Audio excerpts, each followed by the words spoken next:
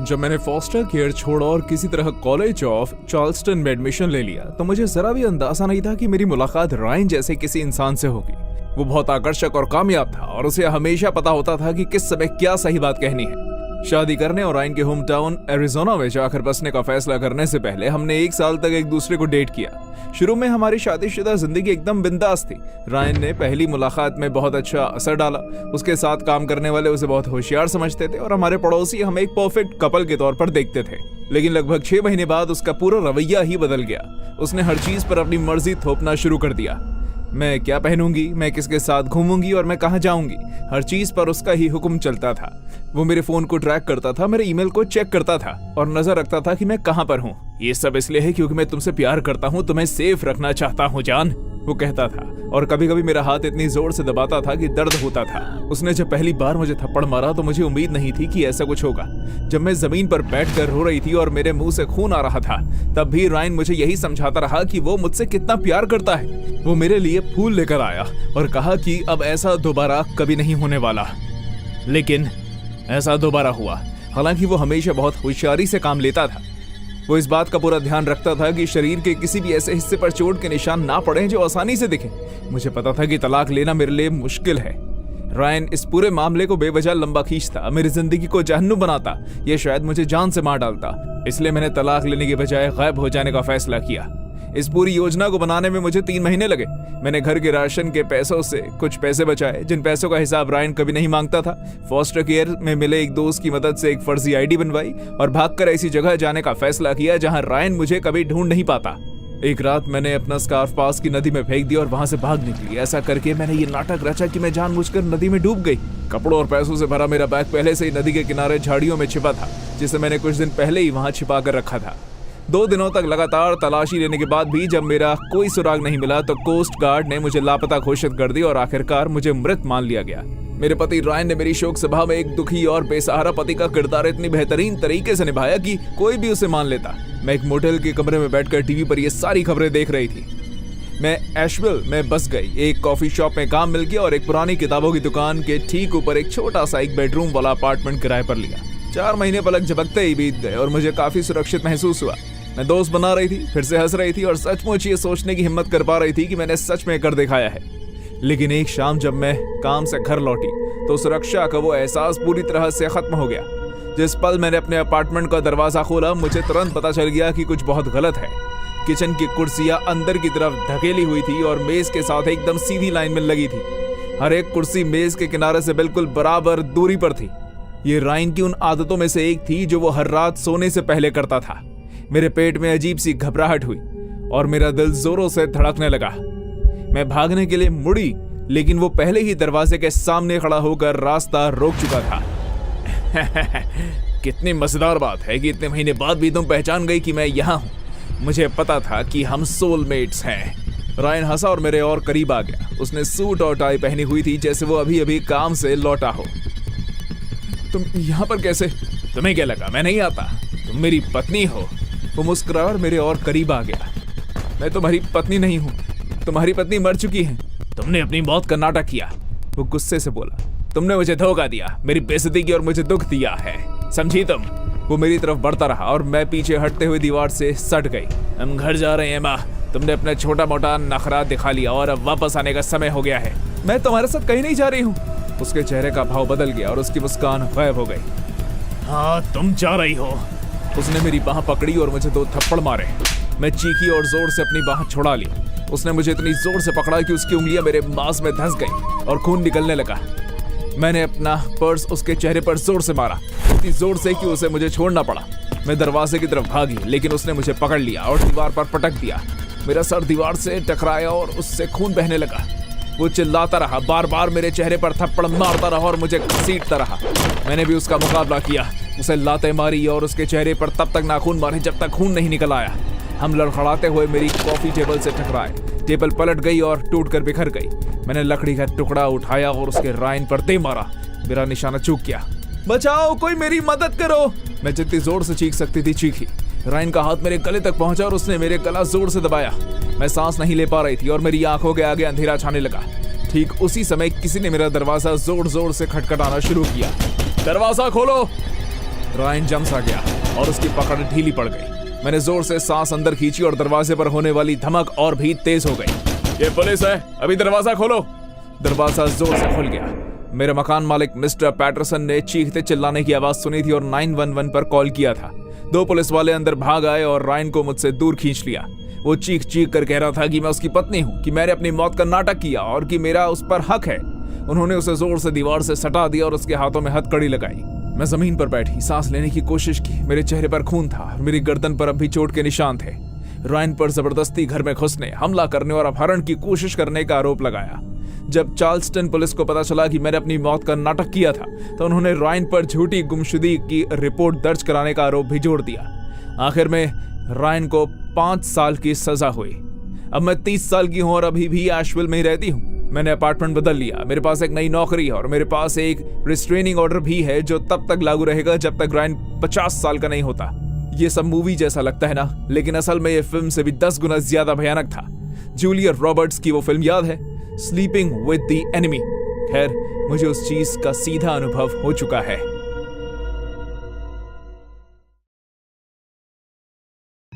Olivia और मैं boulder Colorado चले गए थे अपनी बर्बाद हो चुकी शादी को बचाने की आखिरी कोशिश करने के लिए।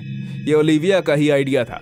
उसने कहा कि एक नई जगह पर रहना पहाड़ों और शांति के बीच हमें एक नई शुरुआत देगा। लेकिन हमारी गाड़ी तो पहले ही पटरी से उतर चुकी थी और हमने कितनी भी कोशिश की हो, हालात बद से बदतर हो गए थे। बोल्डर में भी हम हमेशा किसी न किसी बात पर लड़ते रहते थे। आखिरी झगड़ा मार्च में हुआ, ठीक मेरे काम से लौटने के बाद। एक छोटी सी कहासुनी एक भयानक झगड़े में बदल गई। वो रो रही थी और मैं चिल्ला रहा था। हमारी गालियां बहुत ही गंदी थी। उसने मुझे मतलबी इंसान कहा और मैंने पलटकर उसे पागल कह दिया। इस पूरी घटना ने हमें पूरी तरह तोड़ दिया। हमें समझ में नहीं आ रहा था कि हमें क्या करना चाहिए। हम दोनों को एक दूसरे पर बहुत गुस्सा आ रहा था। अब बस बहुत हो गया, मैं बकवास और बर्दाश्त नहीं कर सकती। ये आखिरी बात कहकर उसने अपनी चाबियां उठाई और वहां से चली गई। ठीक है, चले जाओ, मुझे कोई फर्क नहीं पड़ता। उसने इतनी जोर से दरवाजा पटका कि दीवार पर टंगा एक फोटो फ्रेम नीचे गिर गया। मैंने उसकी कार स्टार्ट होने की आवाज सुनी और जब वो तेजी से गाड़ी भगा कर निकली तो टायरों की चीखने जैसी आवाज सुनी। मुझे लगा कि वो वापस आ जाएगी हमेशा की तरह, अपनी बहन के घर एक रात बिताकर थोड़ी शांत होकर अगली सुबह वो वापस होगी। लेकिन वो कभी वापस नहीं आई। अगले दिन मेरा फोन सीधे उसकी वॉइसमेल पर चला गया। मैंने उसे मैसेज किया लेकिन कोई जवाब नहीं मिला। जब मैंने उसकी बहन को फोन किया तो मुझे पता चला कि ओलिविया वहां थी ही नहीं और ना ही कभी वहां गई थी। तीसरे दिन तक मैं बहुत परेशान हो गया था और मैंने एक गुमशुदगी की रिपोर्ट दर्ज करवाई। हालांकि पुलिस वाले ज्यादा चिंतित नहीं लग रहे थे। उन्होंने कहा कि पति पत्नी के बीच झगड़े होते रहते हैं और शायद उसे बस थोड़ी स्पेस चाहिए, और उन्होंने मुझे एक हफ्ते बाद फिर से संपर्क करने को कहा। 5वीं रात जब मैं घर लौटा तो मेरे दरवाजे पर एक छोटा सादा सा गत्ते का डब्बा रखा था। उस पर एक काले मार्कर से मेरा नाम लिखा था और भेजने वाले का कोई पता नहीं था। मैंने उसे उठाया और घर के अंदर ले गया। जब मैंने आखिरकार वो डब्बा खोला तो मुझ पर एक भयानक डर और घबराहट की लहर छा गई। डब्बे के अंदर लंबे गहरे भूरे बालों का एक गुच्छा था जो पक्का ओलिविया के ही थे। वो बाल एक चिपचिपे लाल रंग के पदार्थ में पूरी तरह से सने हुए थे जो देखने में बिल्कुल खून जैसा लग रहा था। मेरे हाथ कांपने लगे और मैंने तुरंत पुलिस को फोन कर दिया। जब मैंने उन्हें वो बॉक्स दिखाया तो उन्होंने उसे सबूत के तौर पर ले लिया और ओलिविया के गायब होने के मामले को ज्यादा गंभीरता से लेना शुरू कर दिया। 2 दिन बाद एक और पैकेज आया। ये वाला पहले से बड़ा और भारी था। मैं इसे खोलना नहीं चाहता था, इसलिए जासूस ने इसे खोला। जैसे ही उसने बॉक्स से एक उंगली बाहर निकाली उसका चेहरा पीला पड़ गया। वो उंगली जोड़ से साफ कटी गई थी और उस पर एक चांदी की अंगूठी थी जिसमें एक छोटा सा हीरा जड़ा था जिसे मैं बहुत अच्छी तरह पहचानता था।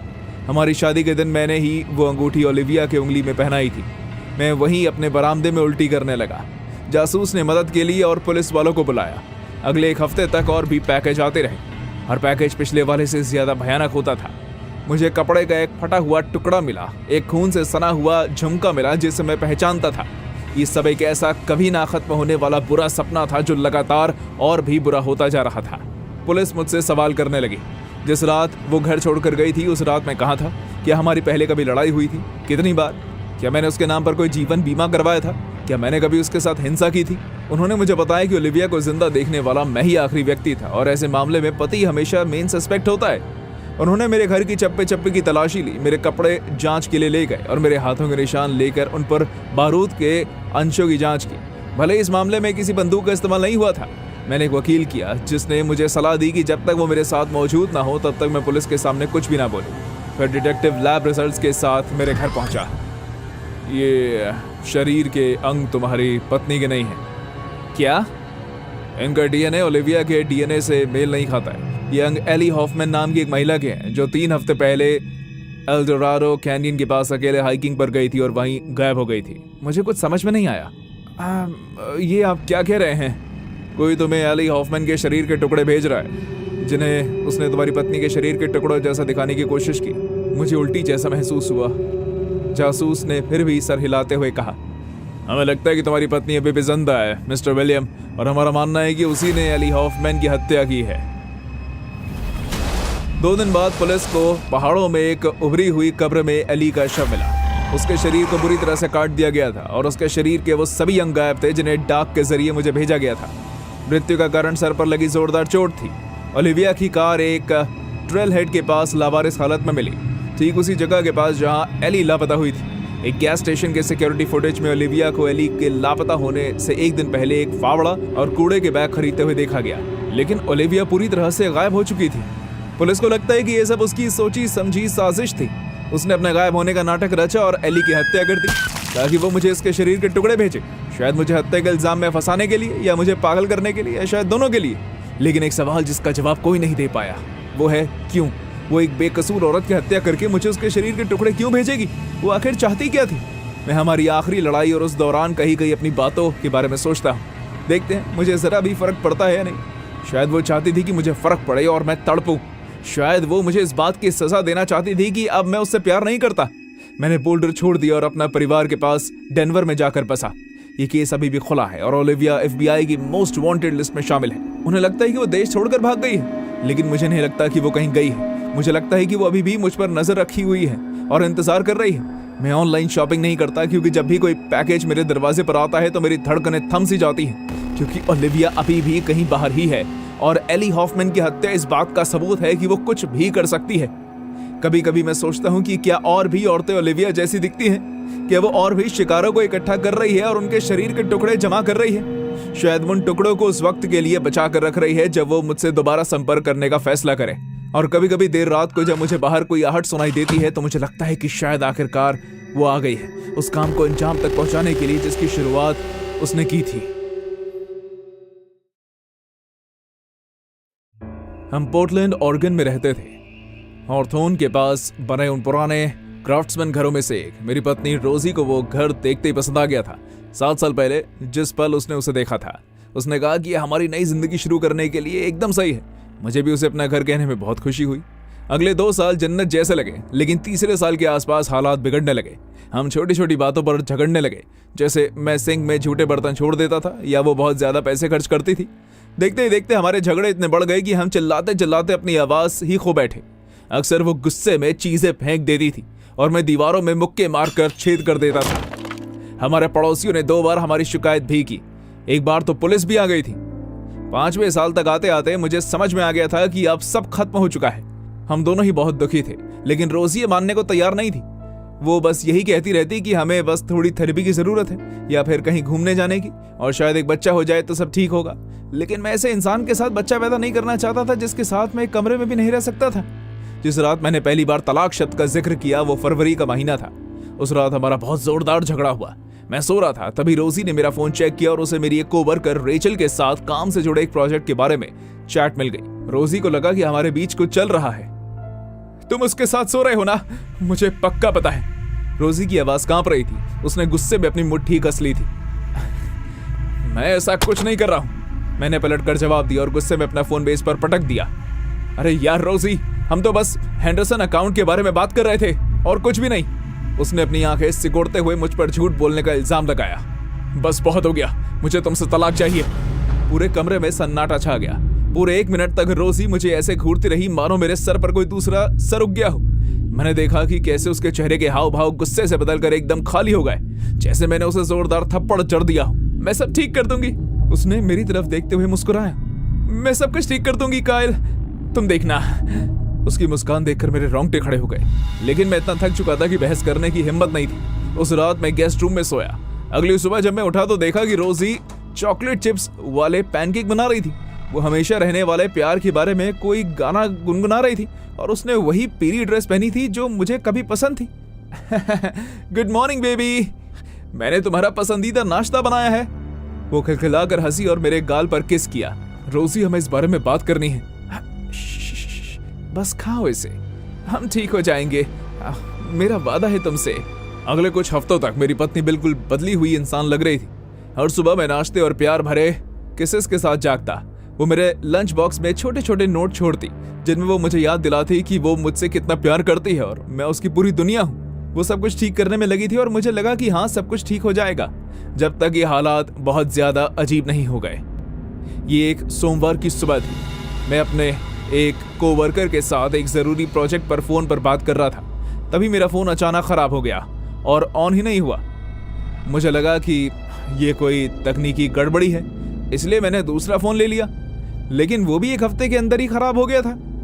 इसके बाद मैंने छोटी छोटी बातों पर ज्यादा ध्यान देना शुरू किया और पाया कि दरवाजे के ताले भी कुछ अलग से लग रहे थे। एक रात मैंने ये पक्का करने के लिए अपनी चाबी से दरवाजा खोलने की कोशिश की, लेकिन वो काम ही नहीं कर रही थी। जब मैंने रोजी से इस बारे में पूछा तो उसने बस इतना कहा कि उसने ताले बदलवा दिए हैं। मुझे घर में हर जगह कैमरास भी लगे हुए मिले।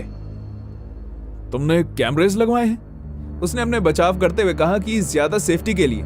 उस रात मैंने हमेशा के लिए घर छोड़ जाने का फैसला किया। मैंने जल्दी से अपना कुछ सामान एक बैग में डाला और तब तक इंतजार किया जब तक रोजी पूरी तरह से घर से बाहर नहीं चली गई। उसके बाद मैं दबे पांव नीचे उतरा और कार की तरफ भागा। जब मैं कार में बैठा तो मैंने बार बार इग्निशन चालू करने की कोशिश की, लेकिन वो कमबख्त कार स्टार्ट नहीं हो रही थी। मैं कार से नीचे उतरा और बोनट खोला तो देखा कि कार की बैटरी गायब थी। क्या तुम इसे ही ढूंढ रहे हो? मैं चौंक कर उछल पड़ा और पीछे मुड़कर देखा। रोजी ठीक वहीं बरामदे में खड़ी थी। उसके हाथ में मेरी कार की बैटरी थी और दूसरे हाथ में रसोई का एक बड़ा सा चाकू था। रोजी, मैंने तुम्हारे लिए इतना कुछ किया है, हमारे बीच सब कुछ ठीक हुआ है और फिर भी तुम मुझे छोड़कर जाना चाहते हो? हाँ, ये कैसी बातें कर रहे हो तुम? हाँ, वो रोते हुए और साथ ही मुस्कुराते हुए मेरी तरफ और करीब आने लगी। मैंने उसे समझाने की पूरी कोशिश की कि एक ही छत के नीचे जानवरों की तरह लड़ते झगड़ते रहने से कहीं बेहतर है कि हम दोनों अलग अलग रहकर शांति से अपनी जिंदगी बिताएं। रोजी अभी भी चाकू हाथ में लिए मेरी ही तरफ बढ़ती जा रही थी, जबकि मैं पीछे हटते हुए घर की तरफ जा रहा था। प्यार में कुर्बानियां देनी पड़ती हैं काय। मैंने ये बात शादी बचाने के बारे में लिखी किताब में पढ़ी थी। पीछे हटो। अगर तुम अपनी मर्जी से मुझसे प्यार नहीं कर सकते। वो कुछ फीट दूर रुक गई। चाकू पर सड़क की लाइट पड़ी। तो मैं ये पक्का कर दूंगी कि तुम मुझे कभी छोड़कर ना जाओ। रोजी ने कान फाड़ देने वाली चीख मारी और मेरी तरफ झपटी। मैं घर की तरफ भागा। वो हॉल में मेरा पीछा करती रही और मैं किसी तरह गेस्ट रूम में घुसकर दरवाजा बंद करने में कामयाब हो गया, इससे पहले कि वो मुझ तक पहुंच पाती। आखिरकार मैंने खुद को गेस्ट रूम में बंद कर लिया और लैंडलाइन से 911 पर कॉल किया, जबकि वो बार बार लकड़ी के दरवाजे पर चाकू से वार कर रही थी और मुझ पर चिल्ला रही थी कि हमारा रिश्ता कभी खत्म नहीं होगा। उसका गुस्सा तब तक जारी रहा जब तक मुझे बाहर पुलिस की गाड़ियों के सायरन सुनाई नहीं दिए। जब पुलिस अंदर आई तो उन्हें रोजी किचन में मिली। वो बिल्कुल आराम से चाय बना रही थी। चाकू काउंटर पर पड़ा था और मेरी कार की बैटरी मेज पर रखी थी। उसने जो कुछ हुआ था उसे पूरी तरह से कम करके बताया।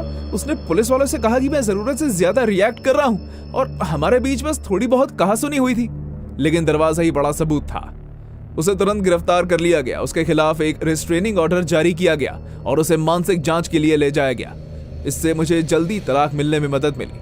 अब लगभग 1 साल बीत चुका है। मैंने ओरेगन हमेशा के लिए छोड़ दिया है और अब सिएटल में रहता हूँ। दोबारा से जिंदगी शुरू करना मुश्किल था, लेकिन मैं धीरे धीरे सब कुछ ठीक कर रहा हूँ। मैं अब किसी को डेट नहीं करता। मेरी शादी ने मेरे मन में भरोसे को लेकर गहरी समस्याएं पैदा कर दी हैं। जब कोई औरत मेरी तरफ मुस्कुराती है तो मुझे रोजी की याद आती है। वो उस ड्राइववे में खड़ी थी, उसके चेहरे पर आंसू थे और हाथ में चाकू। मुझे अक्सर बुरे सपने आते हैं कि मेरी पागल एक्स वाइफ मेरे बिस्तर के ठीक बगल में खड़ी है और एक डरावनी मुस्कान के साथ मेरे चेहरे की तरफ झुकी हुई है। मैंने एक बार उसे उस मानसिक अस्पताल में जाकर देखने के बारे में सोचा, लेकिन फिर मुझे डर लगा कि कहीं उसे मेरे अभी के ठिकाने के बारे में पता न चल जाए। बेहतर यही है कि अतीत को दफना दिया जाए।